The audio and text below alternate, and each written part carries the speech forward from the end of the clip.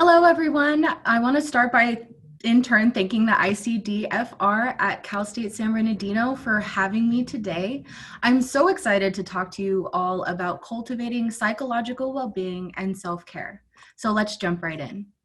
The broad goals for today are to define psychological well-being and self-care. What exactly are they? Why these things are so important to have in your life, and how you can engage in self-care that will also improve your psychological well-being. It's kind of a kill two birds with one stone situation. So I want us to first take a moment and think about the role well-being and self-care currently play in our lives. What do you do for self-care, and how often?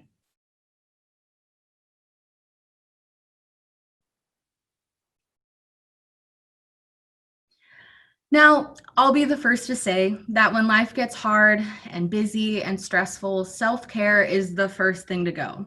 But I want to spend this time reminding you and myself why self-care and taking care of your psychological well-being is so important.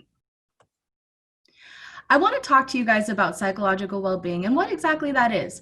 But first, I want to let you know that this is just a component of your holistic well-being. Holistic well-being includes things like your physical health, your emotional health, and your spiritual health. Today, we're going to be talking about psychological well-being, which is one important component of holistic well-being. Psychologist and researcher Carol Riff identified 6 components of psychological well-being: autonomy, environmental mastery, personal growth, positive relationships with others, purpose in life, and self-acceptance. Each of these components is going to look vastly different from person to person, but let's break down what each of them is and how they might look in your life. First up, we have autonomy. That's the feeling of being independent and evaluating yourself by your personal standards and values.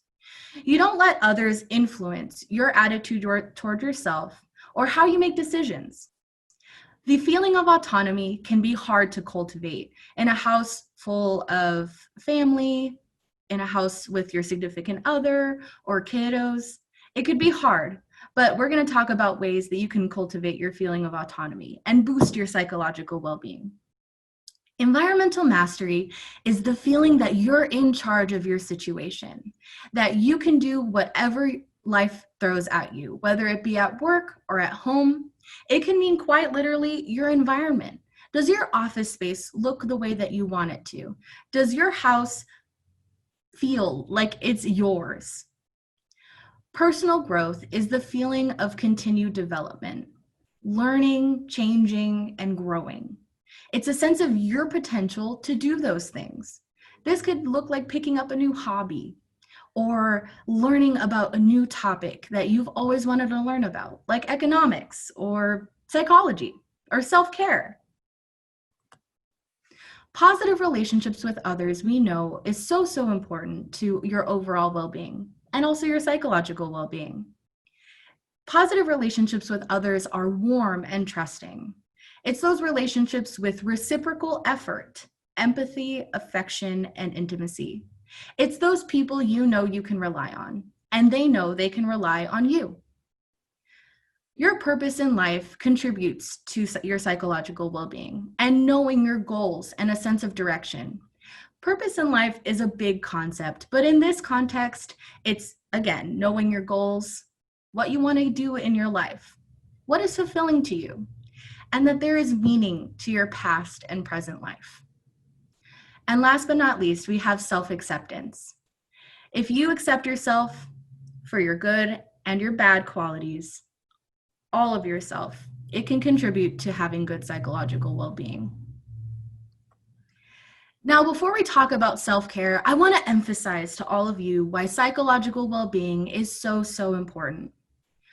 Studies have shown that over time, cultivating your psychological well-being and engaging in self-care lowers your risk for depression and anxiety. It increases positive functioning in day-to-day activities. That could look like it being easier to get out of bed in the morning or initiate tasks like doing the dishes or folding your clothes. Good psychological well-being has been shown to increase resilience when faced with adversity, And it's even been shown to increase your overall life satisfaction. Good psychological well-being has been shown to improve your prognosis and slower disease progression in people with chronic conditions like arthritis, diabetes, lung disease, cardiovascular disease. And good psychological well-being has also been linked to a longer life expectancy. Now let's connect the dots here. Psychological well-being plus self-care. Now, what is self-care? It's the practice of taking an active role in protecting one's well-being and happiness. Now, I want to emphasize two parts of this definition: practice and active role. Practice meaning that you do it over and over again. It's not just a one-time thing. Active role means that you plan for self-care. You prioritize self-care in your life. And in doing this, you're protecting your well-being. And if we throw psychological in front of there, even better. Now let's talk about the 6 components of psychological well-being again, and how you can engage in self-care while also boosting those things in your life. First up, again, we have autonomy. And that's the feeling of being independent and having a sense of self. So during the day, try taking a minute for yourself. I know this one might sound familiar. Take a drive or a walk by yourself. Watch a movie or a show or a YouTube video alone in a different room. Even grocery shopping by yourself can be a form of self-care. Walking up and down the aisles and picking out exactly what you want and not having someone tug on your shirt saying, I want this or I want that. Notice the activities in your life that make you feel a sense of independence and a sense of self. To find what works for you, ask yourself, what makes me feel independent? What activities give me a sense of self? And it's important, when you engage in these activities, take notice how it makes you feel. Does it make you feel independent? Next up, we have environmental mastery. Again, we know that that's the feeling of being in charge of your situation. So take control and do. Learn something new about your career and apply it. Finish a house project that you've always wanted to do. Hang up that new shelf or paint the color of your office space. Get a new desk. Environmental mastery can mean literally your environment. Create a budget. Take something like money and debt that might feel so out of control and make it feel in control. This is a form of self-care. To find what works for you, ask yourself, what feels out of control in my life? What can I do to feel accomplished and in charge? Protecting your environmental mastery and cultivating that feeling contributes to your overall good psychological well-being. Personal growth. Now, this component is going to look, again, vastly different from person to person, but boiled down, it's the feeling of continued development. Find opportunities in your day-to-day life to learn, change, and grow. Pick up a new hobby, like sewing or crocheting. Learn a new recipe to cook for dinner. Read a book on a subject you're interested in. Take a leap at work. Find an opportunity to push yourself, to give yourself the environment to grow and to continue learning. It's so, so important, and it is a form of self-care. To find what works for you, ask yourself, is what I'm doing contributing to my growth? What areas in my life feel stale and stagnant? What can I do to contribute to my learning and growing? What can I do to continue learning and growing?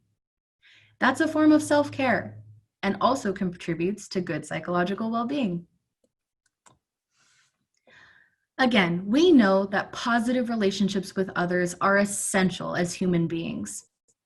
It's those relationships that are warm and trusting with reciprocal effort. in empathy, affection, intimacy, and lots of other things. So take advantage of the days where you can build and cultivate meaningful relationships with the people in your life. Engage with those who reciprocate the effort you put into relationships, and try distancing yourself from those who don't reciprocate the effort or those who you feel drained around. Now, that doesn't mean you have to completely never engage with them again, but if you're feeling a little bit drained already, take some time for yourself. That's self-care.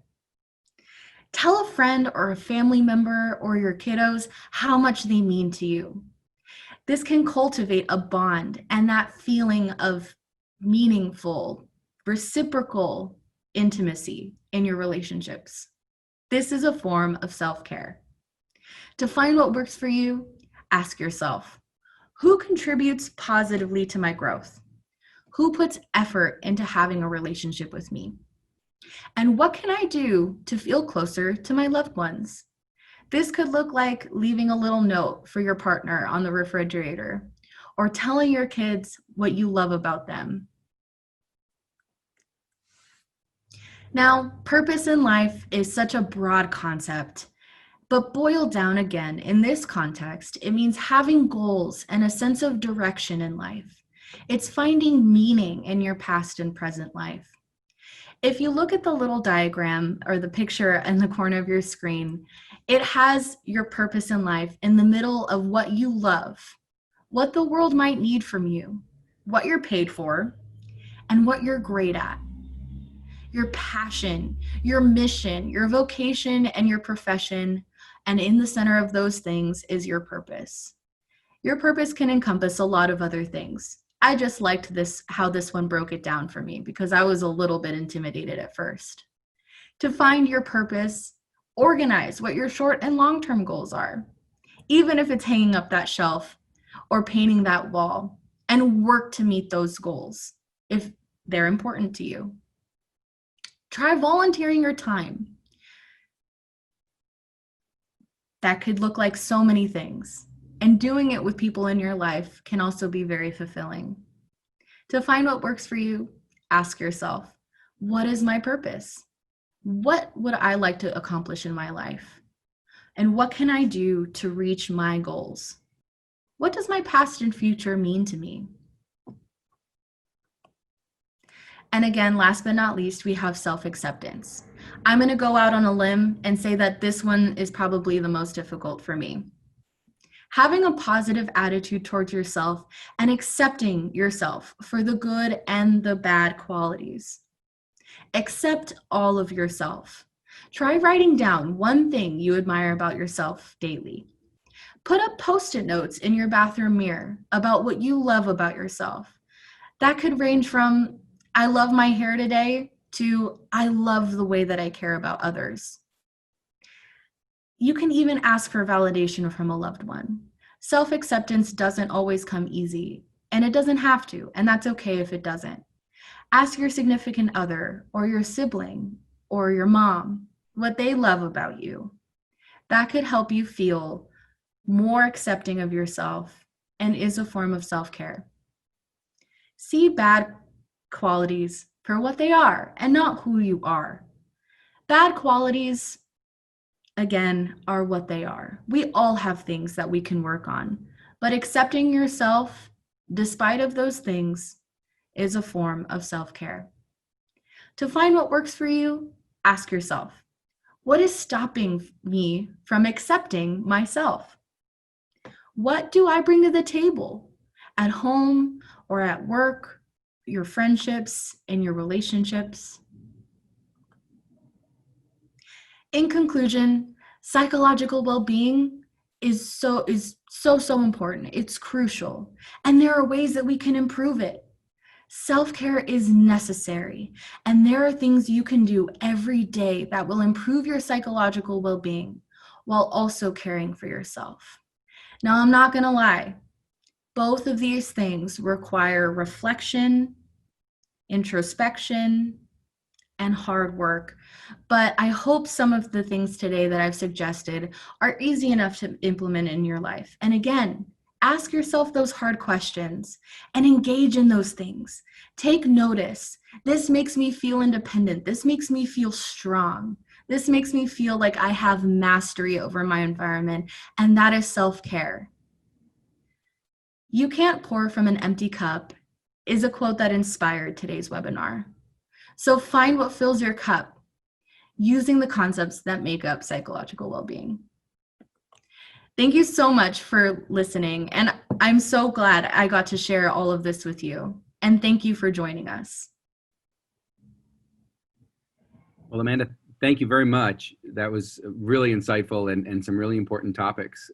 We do have some questions, and so I'd like to just kind of go through some of them with you and encourage folks who are watching. You're still welcome to send more questions. We'd be happy to pitch them to Amanda. Great. So the first one I wanted to ask, someone asks, what do you say to someone who, feels guilty when engaging in self-care? That is such an important question, and it's so relevant. Self-care is not selfish. And by connecting the dots between psychological well-being and self-care, I was hoping to emphasize that by engaging in self-care, you're doing a lot more for yourself than just bubble baths and drinking some wine with dinner. Honestly, those are self-care too and can be done. But self-care is not selfish. Again, you need to fill your cup so that you can pour for others, for your children, for your significant other. You have to feel good about yourself and take care of yourself so that you can take care of others. Great. Thank you. Another question that we got is that it sounds like a lot of the self-care strategies that you talk about require space, right? Require being able to kind of get on your own. What do you say for folks for whom that's hard to do, right? It's hard to get alone time, let's say. Absolutely. And during this time, especially being safer at home with our family members and our significant others, and it could just be so hard to find a minute for yourself. And I totally understand that. The best time to do this stuff, honestly, is right before bed. Keep a journal next to your bed, and right before you're about to fall asleep, if you're not too tired and don't immediately fall asleep, write some things down. What did you notice throughout the day activities that you engaged in that made you feel good? And again, that's not going to be able to happen every day. Sometimes life throws kids and grocery shopping and that presentation that you have to give for a webinar at you, and you can't always engage in self-care that day, and that's okay. Take a day where you can have someone watch your kids and you can engage in self-care that day. You can do little things every day. Some days you won't be able to, but again, practicing and taking an active role, thinking about it and prioritizing it will help. Sure. Excellent. Another question is actually related to that, so I'll kind of add to it. Another person asks, can self-care be done in a group of people, or is it really just something that you do by yourself? That's a great question, and it can definitely be done in a group. Positive relationships with others is a component of psychological well-being, and hanging out with friends can be a form of self-care. For a lot of the extroverts out there, they feel energized after they hang out with their friends and share ideas and talk about what's important to them and what they've been up to in their life. And that can right now look like doing Zoom meetings or socially distant coffee dates. All of those things can be a form of self-care. You guys can even talk about, hey, I'm having trouble with some of my self-care this week. What's been something you've been doing? Let's talk about it. Of course. That's great. Thank you. Another question we have, someone writes, I'm a parent.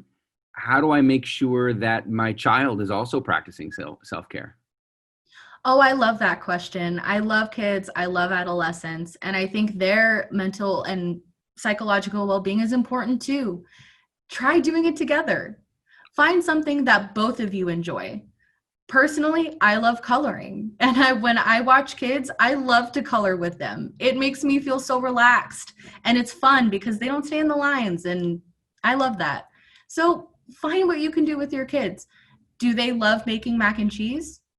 Teach them how to make mac and cheese. Find something that you can do with your kiddos, or you can teach them some of these things and tell them how they can feel that way on their own. Let them make their own choices.